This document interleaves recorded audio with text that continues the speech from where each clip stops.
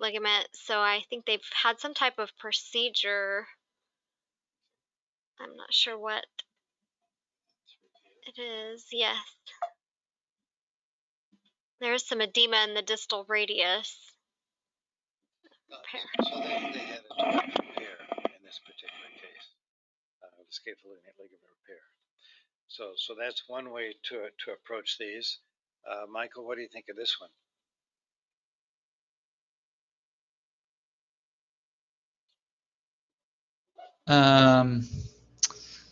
So I guess I'm seeing on the first coronal image, there's a lot of, like, I don't know, secondary degenerative change across that triquetral and lunate articulation. Doesn't look widened, but it looks like it's like a lot of sclerosis right there. Yeah, this was so this has been fused. Yeah, this was a fusion involving the lunar-triquetral joint in this particular case. So these are two different. There are a lot of different appearances of surgical fusions in the wrist. These are kind of two of them. Here you just see a lot of bone fusion. The other one is an artifact from the suture anchors. It would be nice to see X-ray so you could tell what they did. Yeah, unfortunately, I didn't. In terms of patient. Yeah. These small screws. Okay. It's hard to tell by the MR. Okay. What do you think of this one, Jennifer? Well, it looks like there's evidence of prior surgery throughout the carpals, and there may be a donor site in the distal radius. I'm wondering if this is carpal arthrodesis.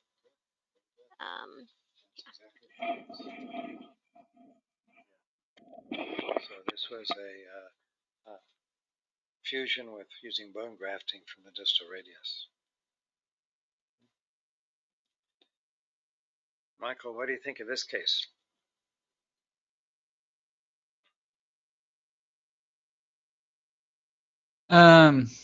Well, it looks like there's been a distal radial ulnar joint dislocation. Okay, so you can see now. I think we talked about it one other time where you said the wrist is actually should be based on the ulna's position. So you'd say this is volar subluxation of the distal radius in relation to the ulna. If you want to be a purist, that's what you should do, because you're exactly right. Radius rotates around the distal ulna. The distal ulna is really the stable bone in this location. Though I must tell you, not everybody out there uses that nomenclature. So you just need to describe it as best you can. But I would describe this as volar subluxation of the radius with respect to the ulna. I'm sure quite a few other people would put it the other way around, but most purists would prefer to consider the distal ulna as really the stable bone and reference it. So there are some methods to look at that. I've not found any good way to really determine how much is too much. As John always talks about his loosers and stiffers, some people just have very lax distal ulnar joints and are quite normal, and others don't. I think when you get to this point where the mid articulation of the ulna is really right at the level of the dorsal aspect of the radius, this is too much. And again, this is remember, is in a pronated position. The ulnar styloid is in a good position over here with respect to the radius, so it's properly positioned.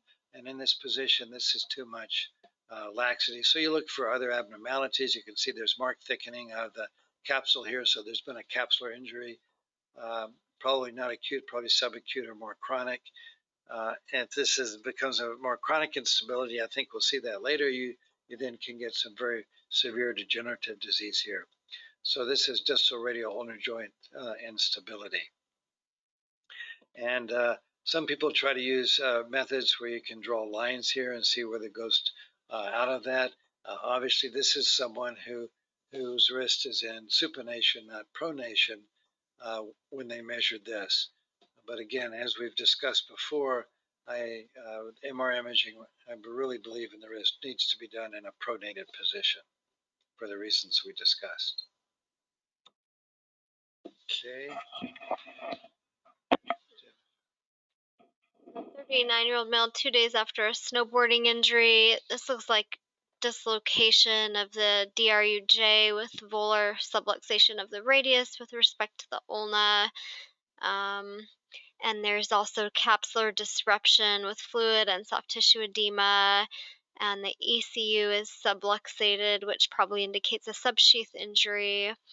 And there's just increased fluid throughout all of the extensor tendon compartments. Here again, we can see widening of the scapholunate interval, and there is dorsal tilt of the lunate with osseous contusions, probably impaction injuries along the dorsal radius and proximal lunate, and there's an ulnar styloid avulsion fracture as well. So a lot of things going on in this particular wrist, and it's not only is the distal radial ulnar joint unstable, but the wrist is unstable as well, as we talked about. Okay. So this is a 20-year-old female. In this particular case, we can actually see that there's not a lot of separation here, though there is a little bit of fluid, but we can see there's a distal radial ulnar joint effusion. And if we go to the axial images, we can see that there's a lot of fluid around in this location. And here what we can see is a high-grade partial tear of the volar capsular ligament of the distal, the volar capsular ligament right here.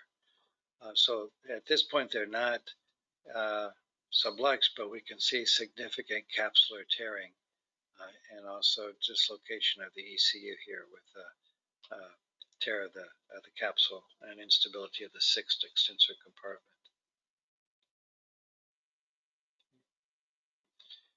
Okay, Michael, this is from Australia. So this is a tackle injury.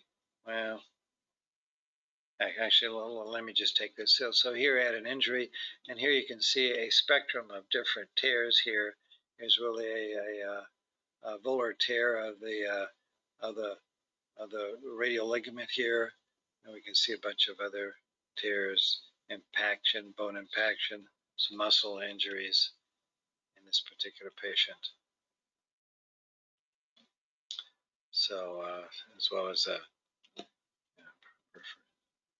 so you can see a lot of different injuries in these particular players.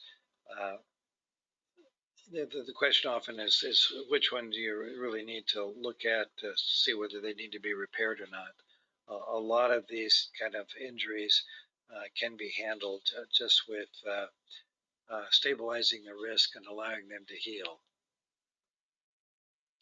Okay. Let's see, Michael, why don't you take this one? Okay.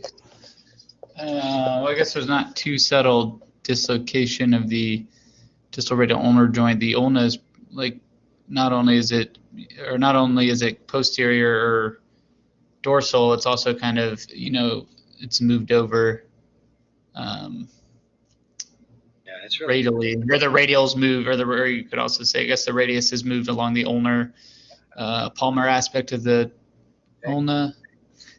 I'm wondering if this is on the other image.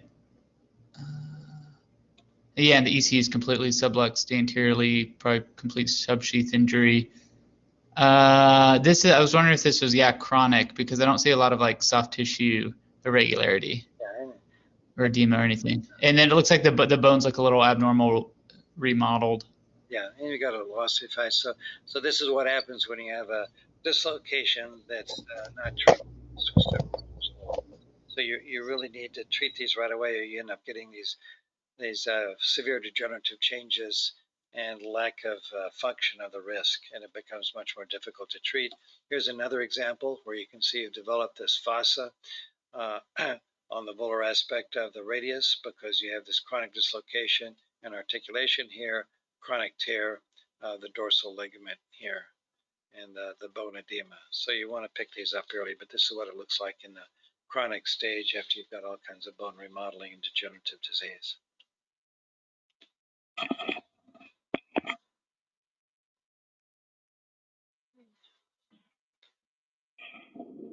Okay, this looks like another case of volar dislocation of the radius with respect to the ulna, and there's also proximal migration of the wrist with respect to the ulna. It's displaced and Dislocation of the EC. Okay, that's a chronic dislocation. Okay, so let's go on now and talk about some of the ligaments around the wrist. I'd like to talk about, in this case, we'll start with the triangular fibrocartilage complex, and then the intercarpal and extracarpal ligaments and what we can see with those. So the Palmer classification is the standard classification for triangular fibrocartilage injuries. Class A is a central perforation. Class B is an ulnar disc avulsion with or without styloid fracture, and that's really from the styloid area. Class C is an ulnar lunate or ulnar triquetral ligament tear, along with a tear of the peripheral attachments. You also get ulnar lunate and ulnar triquetral ligament injuries. And then Class D is a tear at the radial insertion of the triangular fibrocartilage. And again, just to be repetitive here, so I bore you guys, in a pronated wrist, the ulnar styloid is located really in the same plane as the radius, as the long axis of the radius. In a supinated position, you get the ulnar styloid dorsal with respect to the radius, which means if you have the triangular fibrocartilage, it attaches at the base of the ulnar styloid, which means you kink the scapholunate ligament. Whereas if it's in a pronated position, the scapholunate ligament is in the coronal plane. This makes it much easier to evaluate the scapholunate ligament than if it's in a supinated position.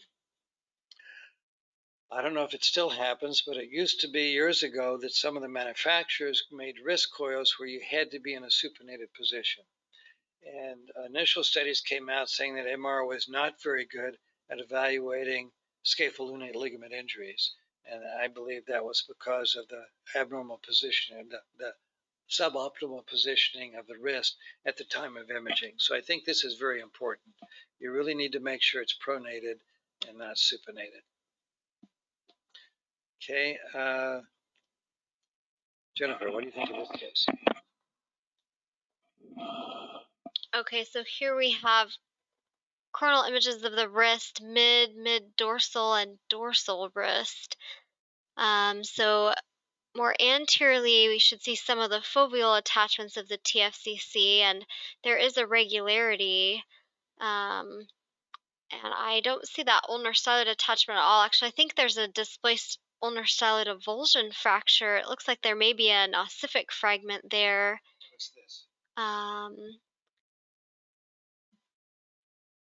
I'm not sure what that's the. This is a supinated wrist. Oh, okay. So in the midplane, you don't see the peripheral attachments because this is the styloid back here. So you're kinking it here. This is the area of kink. So it's very difficult to evaluate the triangular fibrocartilage when it's supinated like this. And this is what it looks like, which makes it so difficult because what you want to do is follow. Here's the articular cartilage of the radius.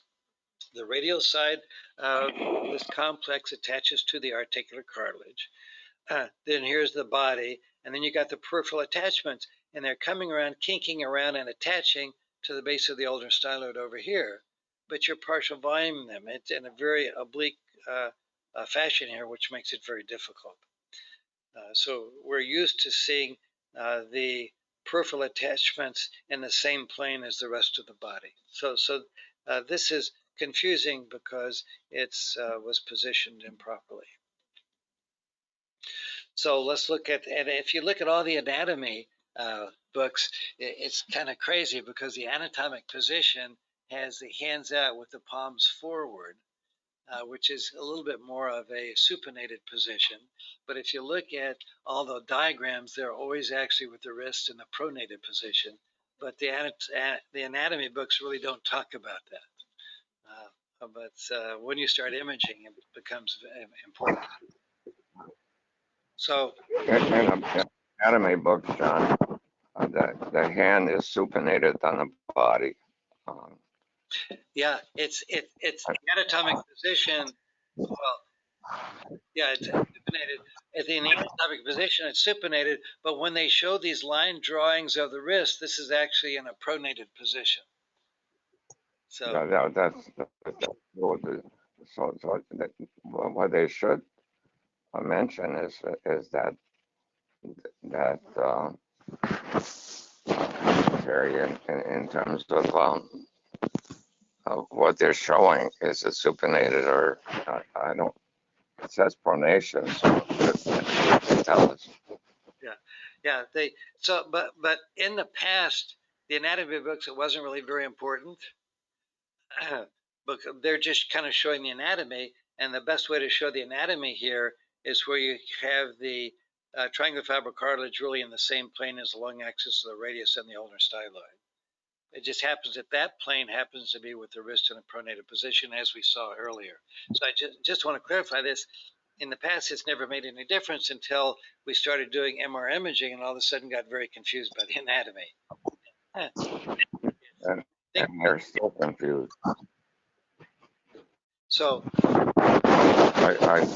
they would get together and decide on what to use for verbiage. Get logical about the whole thing. Logic is the correct way of speaking, basically. yeah, well, that's what I'm trying to do here. So here then is some of the basic anatomy, which you all know: the scaphoid, the capitate, the hamate, the triquetrum, the lunate, and then here's the distal radius and the ulna and the ulnar styloid. And then we can see nicely here where we have the triangular fibrocartilage body, and then the peripheral attachments here, which we will see in greater detail in a minute. And then all the other scapholunate, lunotriquetral ligaments, and so forth. If we kind of cone down a little bit more into the triangular fibrocartilage area, then what we see here is the disc itself and the peripheral attachments, which attach to the ulnar styloid, and also the little fossa here, where the ulnar styloid kind of attaches to the base of the ulna. We've got the inferior radial ulnar cavity. Well, that's funny. It shouldn't be considered inferior. No, this is more, just to be technical. In the anatomic position, the wrist is down. So actually this would, in the anatomic position for real anatomy, this would be superior, not inferior, but forget it. And then we got the meniscus and the homolog over here, the prestyloid recess, which we'll talk a little bit about later, and the radiocarpal cavity and through here. And then this is kind of what it looks like in a gross specimen. Here is the articular cartilage on the radius. You can see that the disc of the TFC attaches right to that articular cartilage, and then peripherally we're getting out of the plane of it over here, so we're not really seeing the ulnar styloid. And then here you can see the membranous portion of the scapholunate ligament, the membranous portion of the lunotriquetral ligament here. And going down a little bit finer anatomy, here we can see here's the disc which attaches to the articular cartilage of the radius. And then we have two, it's kind of more continuous, but it's kind of divided often into two laminar attachments. And the distal one is called the lower lamina in anatomy text, again, because distally is inferior in the anatomic position, and the upper lamina is a more proximal one. The reason why it's divided into two here is, one, it's often anatomically that way, but it comes down to stability later. What we'll find, and that has to do when we have ulnar styloid fractures, which we'll talk about later. And then you've got the meniscal homolog, which comes out distally, and kind of attaches here to the triquetrum. You've got the ulnar triquetral ligaments. There's a volar one and a dorsal one, and the ulnar lunate ligaments, volar and dorsal. And it's a tear of these two ligaments which converts it from a class B to a class C lesion. We can see these, but I haven't found any hand surgeons that have been all that insistent on determining whether they're intact or not. I don't think they need MR to do that. So I don't spend a lot of time evaluating those particular ligaments. So on MR imaging, we can see this. Here we're off at the very edge. Here's the ulnar triquetral ligament here going between the here between the ulna and the well, the ulna's down here. This is really the triangular fiber cartilage and the lunate. And then here's we have the triangular fiber cartilage going out to the triquetrum more distally. This is on the volar side, so this is the volar radial ulnar ligament coming across here, which is really the volar aspect of the disc, and then articular cartilage again. If we go one cut more dorsally, we can actually see a little bit of the ulnar lunate ligament here. We can see the ulnar triquetral ligament coming down here, attaching to the TFC. The body of the TFC here, we can see the articular cartilage a little bit better at the attachment here at the radius. And here, distally, we're seeing a little bit of the meniscal homologue coming up through here. And we're not really quite into the upper and lower lamina yet on this particular image. If we go to the next one, we can see the lower and the upper lamina. We can see the hyaline cartilage of the radius here, and here's the ulnar styloid here. So the upper lamina attaches really to the fossa down here, and the lower lamina up here. And so what we'll find out is that there are two types of ulnar styloid fractures. There's a distal one through here, which dislocates and has the lower lamina attached to it, whereas the upper lamina is still attached to the stable base of the ulna, and that's a stable lesion. If you have a base fracture here, where you have a separation of the upper lamina from the stable ulna, then you have an unstable type lesion. And so we'll see more of that. And if we continue going dorsally here, we can see the triangular fiber cartilage here. Here's the oh, I'm sorry, this is sagittal. This is a sagittal image where we can see the volar ligaments and the dorsal ligaments coming up and attaching to the bones distally. And here's the disc itself.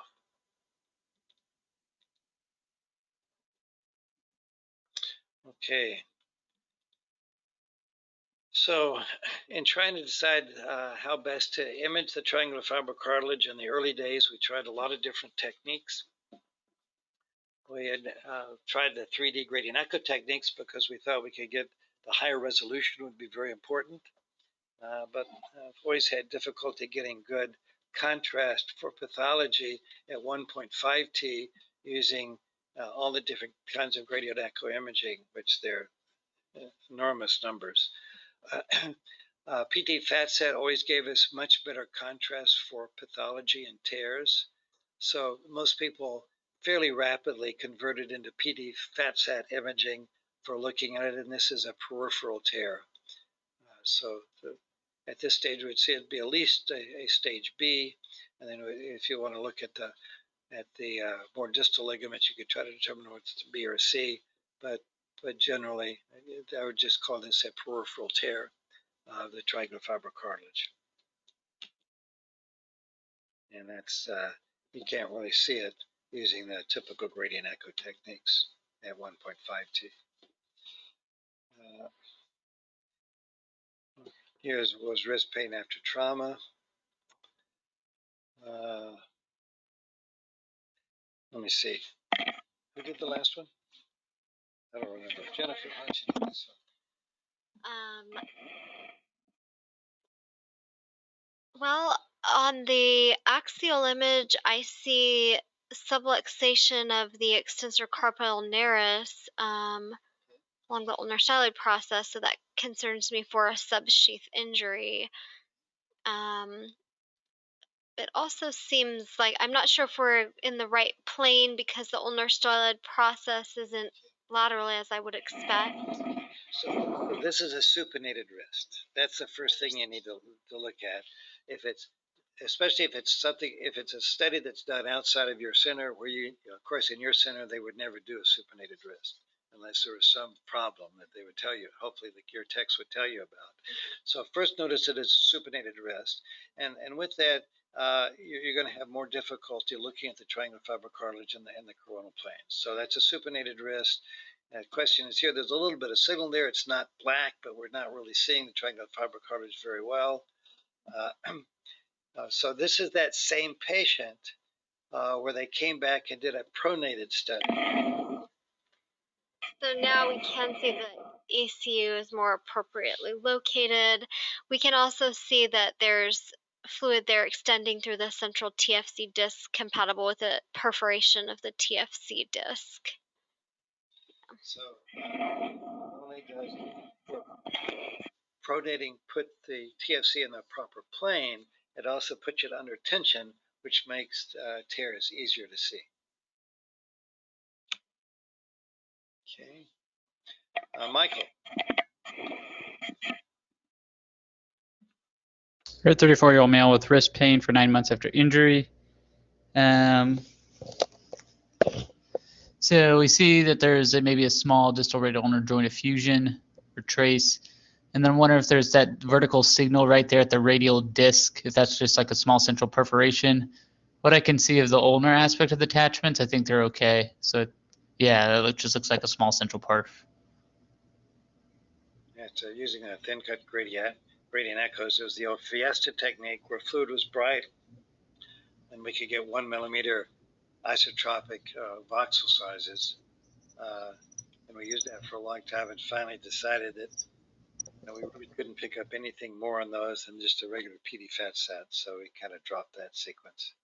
That's just showing a partial tear with fluid going through it, but we can see the tear here as well. So I guess one advantage, there may be a lot of disadvantages in having to sit through these lectures, but what advantage of looking at a lot of old cases when we did a lot of different sequences, not knowing what we were doing, and kind of flew by the seat of our pants until we came up with reasonable sequences, is by seeing all the things that have done in the past, you can kind of get a sense for what can be done with MR and what kind of contrast you can get, and what kind of mistakes that you look for. And unfortunately, I see a lot of studies that are done, even in RadNet, where they're still making a lot of the old mistakes that we thought we got rid of decades ago. This is a low field scanner, 0.2 Tesla scanner, and we can see both the lower and upper lamina here, even on these. I tell you, these a little bit of degenerative disease here. The signal to noise isn't very good. It's hard to get good spatial resolution, except at these 0.2 Tesla, we can get very good 3D gradient echo images, which we can't do at higher field, and get isotropic resolution. So there, as I've talked about in some other imaging of the wrist, there are some advantages at low field imaging if you do the proper pulse sequences, because we can do gradient echo type images and get reasonable contrast with good 3D spatial resolution, which you can't always do at high field. But in-plane resolution is very pretty at high field. And here we can see a situation type 2 lunate up here, and we can see some increased signal intensity within the triangular fibrocartilage. This is more degenerative disease. The surface still looks like it's intact, so I wouldn't call this a perforation. And further imaging here, we can see kind of degenerative disease coming down here. The upper lamina, there's a degenerative type upper lamina, a little erosion here at insertion. This is really due to trauma, but it's a little bit more common in rheumatoid arthritis. But again, we talked about how erosions from rheumatoid arthritis really start at areas where tendons and capsules insert, and you just get much more fulminant growth of the erosion in rheumatoid arthritis, but you can get erosions just from repetitive trauma in those same locations. Here's a lot of degenerative disease of the lower lamina through there, but still they're grossly intact. And there we can see the ulnar triquetral ligament coming up there, going to the triquetral. And that's the meniscal homolog at 3T. And then, oops, if we go further back here,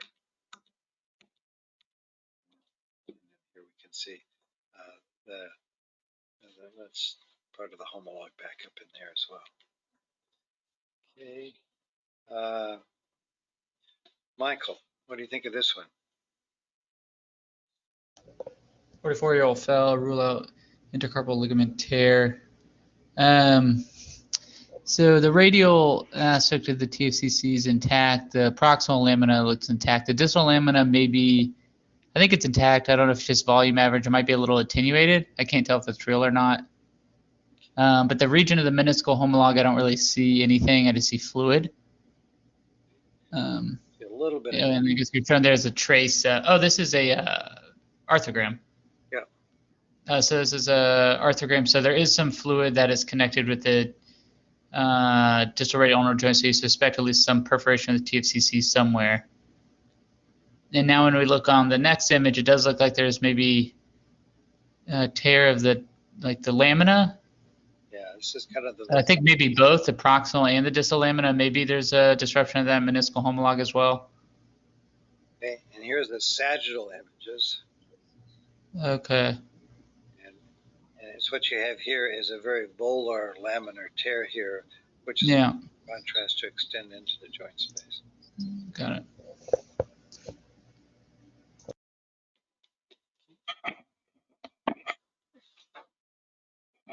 Okay, so we have coronal T1 and stir images of the wrist.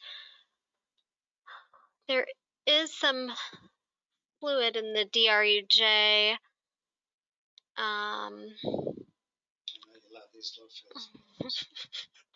I don't see a discrete perforation in the disc. There's some irregularity there on the T1 images. There may be a central perforation with effusion. So these are traditional stir at low field. These are 3 millimeter thick cuts with 1 millimeter separation. So small structures are going to get partial volumes here. So you can't really see any abnormality here except for fluid in the distal radial ulnar joint. Here there's a little bit of irregularity. But if we go to the thin gradient echo images, what do you see? Okay, so now we can definitely see a central perforation of the TFC disc that communicates right there. So there was a time when we were a little bit of a quandary. If you do these kind of images at 1.5T, there's so much susceptibility artifact from the trabecular bone that you really can't see very much. So there's a kind of crazy time there where we could really see things, some of these subtle things better on low field images than we could on high field. Of course, nobody this day would believe it because nobody in academics is working with these kind of scanners anymore. But this is one area where you really could get pretty good imaging at low field. But you really have to do the thin cuts. Here's just another example, maybe a little irregularity on the standard T1s. Stirs look fine here, but if we go to the thin cut gradient echo images, we can actually see the perforation here, which was also seen at surgery. You can see it much better than the thicker cuts. So when it comes down to small joints and structures, resolution is still everything, even at 1.5 and 3T. So a lot of what we're still striving to do now, though, we're kind of hitting our head up against the ceiling right now, is to try to get adequate spatial resolution. And what we're hoping, and we're going to try to do some studies at Cedars, where we can try to start using AI to allow us to take 1.5 and 3T imaging, but reconstruct them at a higher resolution, and hopefully see that we can see the articular cartilage better. Okay. And then here we can see a lot of linear signal intensity within the triangular fiber cartilage here in this particular patient. Again, having fluid in the distal radial ulnar joint, you should not see fluid on standard MRI imaging, the distal radial ulnar joint, if everything's okay. So you'd have to be very concerned about a tear with this linear signal intensity and fluid in the distal radial ulnar joint. In this case, this is a higher field scanner where if we go to thinner imaging, we were able to really clearly identify the fact that we have a TFC tear here. And the reason why you have the fluid here is due to the tear. But in general, if you see a lot of signal inhomogeneity within the triangular fiber cartilage and an effusion here, and no other reason for an effusion, you have to be very concerned that you've got a tear. At that age, is that normal, John? No, yeah. At 58, about 50% of people are going to have tears of the triangular fiber cartilage. That's a very good point to bring up, John. That's what I would think. And a lot of Let me ask you a question, a kind of a general question. Are the hand surgeons, like at Cedars or elsewhere, do they pick radiologists on in MRI that are more familiar with the hand, or don't they, or do they catch as they catch can? I think at large academic institutions, all of the wrist imaging go to musculoskeletal radiologists who have specific training in wrist imaging. I think Because I remember when I used to have arthrographies done, I always chose a radiologist that knew what they were doing, and that I could agree with most of the time. And with MRI, the same thing. So it's nice to know that that's going on. Because you can't learn everything in anatomy. Yeah. That Yeah, medium-sized and small hospitals, that's not the case. I know that, John. Yeah. I've seen enough of that from elsewhere, as you know, in right. in the court system. Right. Okay.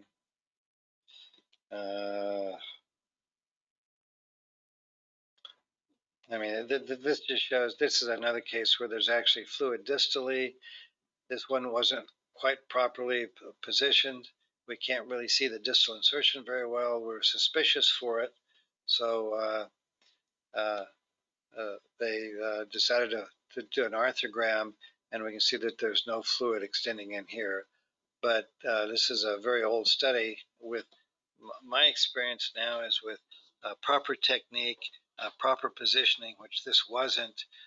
We really do not need arthrography to make diagnoses in the wrist. I don't think there's any indication for doing wrist arthrography anymore. A lot of my colleagues would disagree with that. But here, our arthrography showed that we didn't have a communication.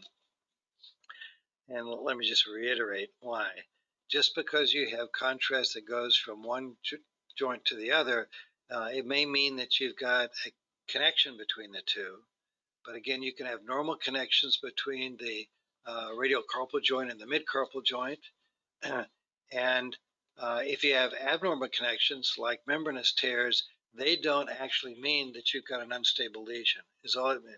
As John was referring to earlier, you can get a lot of degenerative changes in these carpal ligaments and still have a stable wrist, but they're not watertight anymore. So in a 58 or a 60-year-old individual, it would be normal to have contrast extended in the mid-carpal joint space because so many of us have degenerative tears that are not significant. So what I've generally found is the old arthrography findings that we used to use are not really what's important. What people are looking for is if you have instability, and instability is better determined by looking specifically at the ligaments that are important for stability, which are the dorsal and volar ligaments, and any bony displacements, which you don't need arthrography for. So I never liked the idea of arthrography, and yeah. pretty much in any joint. Yeah. Here's just some more arthrography showing this is a kind of a peripheral tear coming down with fluid going into the distal radial ulnar joint space. And this just shows a positive arthrogram where you put in contrast into the radiocarpal joint space, and you can see the contrast extending into the distal radial ulnar joint. Here's what the MR scan shows, where you can see the tear here. It's kind of a complex tear, but the primary is a tear through the disc. But again, obviously for this kind of a tear, which is unstable, you've got a little bit of early degenerative disease here. The arthrography is not helpful. The important information is obtained without the arthrogram. And this just shows central perforation. And here's just another central perforation in a non-arthrogram patient. Arthrograms are not innocuous either. A lot of people think they are, but I, over the years, have felt that they're not innocuous. A lot of unnecessary surgery has been caused by them. Yeah, well, back in the days when I did arthrography, it was believed that if you had a communication between these joints, that you were dealing with an unstable lesion. And so That's what I remember. then you would do surgery, but the vast majority of them, maybe if you're a 20-year-old, that may be the case, but if you're, most of these are done in middle-aged individuals, and communications can be normally seen in stable rests. So the problem. And these are just. We've been there for 25 years now. So I just want to show a bunch of abnormalities here so you can kind of get the pattern visualization in your mind. And then we can go to radial side tears here. This is on a low field scanner. Dorsally is intact, volarly is intact, but we can see the mid part here. We have a central perforation on the radial side.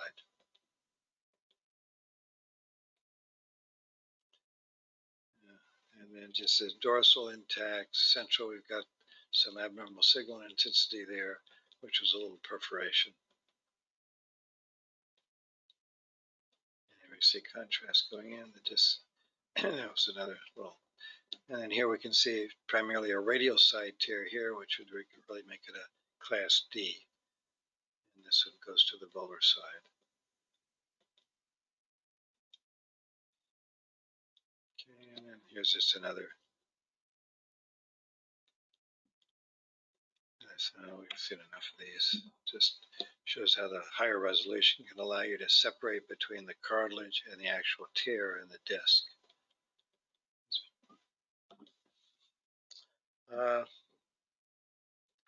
And here's just here we can see a structure here, which is a flap tear of the triangular fiber cartilage where it was torn, and you have a flap that was kind of displaced downward, which we can see going into the radial ulnar joint. So that's an unstable flap tear. This is where the body should be. It's torn and displaced down here. These can be very painful, and you can definitely tell clinically that there's a tear there. Yeah. By rotating the wrist. Yeah, so this is a very abnormal disc here. It's more the same patient. Slight flap tear. Okay, let's see, Michael, what do you think of this one? Okay, so well, one, the ulnar styloid looks kind of weird in this configuration, a little abnormal in its configuration. It's kind of like coursing inward. And I see the radial aspect of the TFCC and the proximal lamina. I don't really see the distal lamina. I don't know if it's just kind of the cut or if that's actual tear. That's actually a tear of the lower lamina here. But this would be a stable injury because the upper lamina or the proximal part of it is still intact here. So this was a partial tear, a stable partial tear. Here's a more complete tear here. This was an arthrogram. We can see contrast extending through the tear, but it's not pooling in the distal radial ulnar joint space. We can see some of it going out here in the other thing that we see here is this is a patient who has a short ulna. We already talked about impingement syndromes, but this is a patient who would be at risk for ulnar impingement here because of the shortened ulna. That's some very interesting surgeries for these nowadays, John. Say that again, John? Too difficult to explain. Okay. There's some very interesting surgeries that they do for this kind of thing. Really? Okay. Okay, well, why don't we stop here today, and we'll finish kind of trauma to the wrist, instability of the wrist. Say I won't be here. I won't be here tomorrow. I won't be here Wednesday. So Thursday will be our next lecture. Okay. Thanks. We'll see you Thursday, John. All right, thank you. Thursday. Great. Thanks, everybody. Drive safe, everybody. Yep.